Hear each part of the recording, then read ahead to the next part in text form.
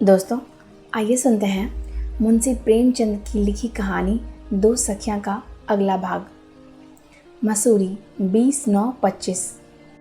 प्यारी चंदा, मैंने तुम्हारा खत पाने के दूसरे दिन ही काशी खत लिख दिया था। उसका जवाब भी मिल गया। शायद बाबूजी ने तुम्हें खत लिखा हो। कुछ पुराने ख्याल के आदमी हैं। मेरी तो उनसे एक दिन भी न निभती। हाँ, तुमसे निभ जाएगी। यदि मेरे पति ने मेरे साथ यह बर्ताव किया होता और कारण मुझसे रूठे होते तो मैं जिंदगी भर उनकी सूरत न देखती। अगर कभी आते भी तो कुत्तों की तरह धुतकार देती। पुरुष पर सबसे बड़ा अधिकार उसकी स्त्री का है। माता पिता को खुश करने के लिए वह स्त्री का तिरस्कार नहीं कर सकता। तुम्हारे ससुराल वालों ने बड़ा घृणित व्यवहार किया है। पुराने ख्याल वालों का गजब का कलेजा है जो ऐसी बातें सहते हैं। देखा उस प्रथा का फल जिसकी तारीफ करते तुम्हारी जबान नहीं थकती। वह दीवार सड़ गई। टिप टाप करने से काम ना चलेगा। उसकी जगह नए सिरे से दीवार बनाने की ज़रूरत है। अच्छा, अब कुछ मेरी भी कथा सुन लो।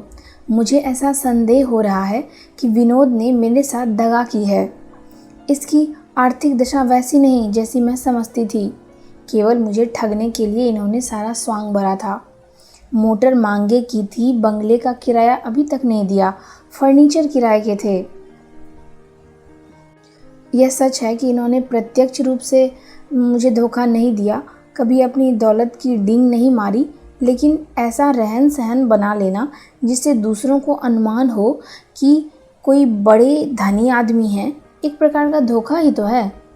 यह स्वांग इसलिए भरा गया था कि कोई शिकार फंस जाए।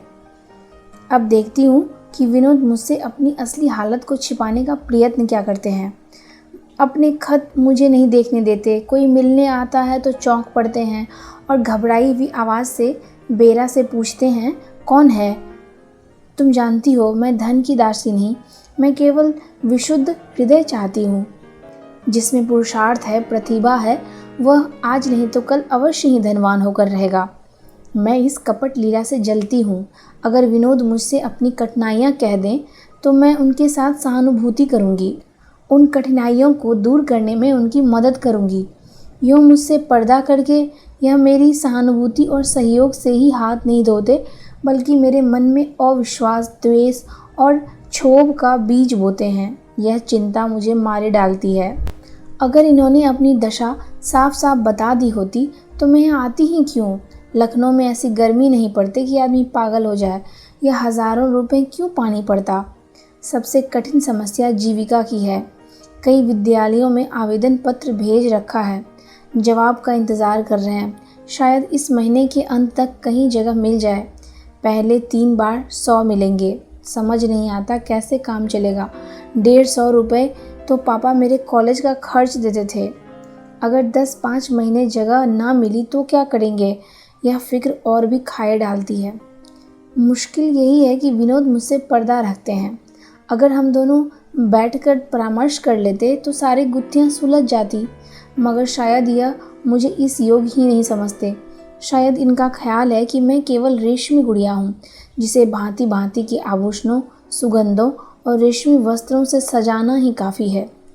थिएटर में कोई नया तमाशा होने वाला होता, दौड़े आकर मुझे खबर देते हैं। कहीं कोई जलसा हो, कोई खेल हो, कहीं सैर करना हो तो उसकी शुभ सूचना मुझे अविलंब दी जाती है और बड़ी प्रसन्नता के साथ, मानो मैं रात दिन विनोद और क्रीड़ा और विलास में मग्न रहना चाहती हूँ। मानो मेरे हृदय में गंभीर अंश है ही नहीं। यह मेरा अपमान है, घोर अपमान, जिसे मैं अब नहीं सह सकती। मैं अपने संपूर्ण अधिकार लेकर ही संतुष्ट हो सकती हूँ। बस इस वक्त इतना ही, बाकी फिर अपने यहाँ का हाल हवाल विस्तार से लिखना। मुझे अपने लिए चिंता जितनी है उससे कम तुम्हारे लिए नहीं है। देखो हम दोनों के डोंगे कहाँ लगते हैं।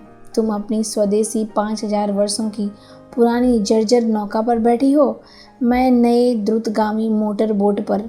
अवसर, विज्ञान और उद्योग मेरे साथ हैं, लेकिन कोई दैवी विपत्ति आ जाए तब भी इसी मोटर बोट पर डूबूंगी। साल में लाखों आदमी रेल से टक्करों में मर जाते हैं, पर कोई बैलगाड़ियाँ पर यात्रा तो नहीं करता। रेलों का विस्तार बढ़ता ही जाता है। बस तुम्हारी पद्मा। दोस्तों, तो पद्मा ने सुना दी अपनी पूरी कहानी। आइए सुनते हैं चंदा का पत्र। गोरखपुर 29/9/25।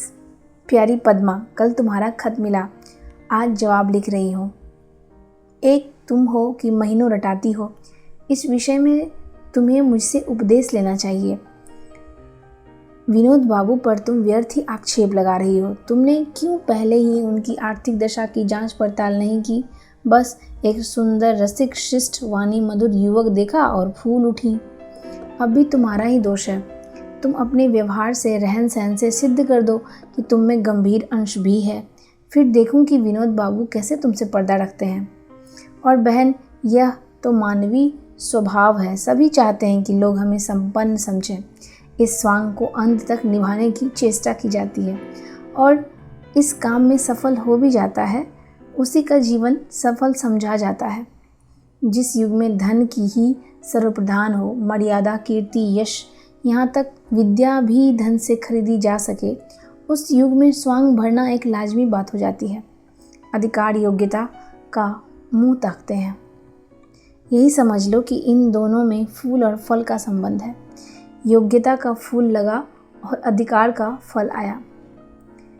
इन ज्ञानोपदेश के बाद अब तुम्हें हार्दिक धन्यवाद देती हूँ। तुमने पतिदेव के नाम जो पत्र लिखा था, उसका बहुत अच्छा असर हुआ। उसके 5वें ही दिन स्वामी का कृपा पात्र मुझे मिला। बहन, वह खत पाकर मुझे कितनी खुशी हुई, इसका तुम अनुमान नहीं लगा सकती। मालूम होता था अंधे को आंखें मिल गई है। सभी कोठे पर जाती थी, कभी कोठे पर जाती थी, कभी नीचे जाती थी। सारे में खलबली पड़ गई। तुम्हें वह पत्र अत्यंत निराशाजनक जान पड़ता। मेरे लिए वह संजीवन मंत्र था, आशा दीपक था। प्राणेश के बारातियों की उद्दंडता पर खेद प्रकट किया था, पर बड़ों के सामने वह जबान कैसे खोल सकते थे। फिर जनातियों ने भी बारातियों का जैसा आदर सत्कार करना चाहिए था, वैसा नहीं किया। अंत में लिखा, प्रिय, तुम्हारे दर्शनों की कितनी उत्कंठा है, लिख नहीं सकता। तुम्हारी कल्पित मूर्ति नित आँखों के सामने रहती है, पर कुल मर्यादा का पालन करना मेरा कर्तव्य है। जब तक माता पिता का रुख ना पाऊँ, नहीं आ सकता। तुम्हारे वियोग में चाहे प्राण ही निकल जाए, पर पिता की इच्छा की उपेक्षा नहीं कर सकता। हाँ, एक बात का दृढ़ निश्चय कर चुका हूँ, चाहे इधर की उधर हो जाए दुनिया, कपूत कहलाऊँ, पिता के कोप का भागी बनूँ, घर छोड़ना पड़े, पर दूसरी शादी ना करूँगा। मगर जहाँ तक मैं समझता हूँ, मामला इतना तूल ना खींचेगा। यह लोग बस थोड़े दिन में नर्म पड़ जाएंगे और तब मैं आऊँगा और अपनी हृदयश्वरी को आंखों पर बिठा कर लाऊँगा। बस अब मैं संतुष्ट हूँ बहन, मुझे और कुछ ना चाहिए। स्वामी मुझ पर इतनी कृपा रखते हैं, इससे अधिक और वह क्या कर सकते हैं। तुम्हारी चंदा। दोस्तों, चंदा और पद्मा की आगे की बातें हम सुनेंगे अगले एपिसोड। धन्यवाद।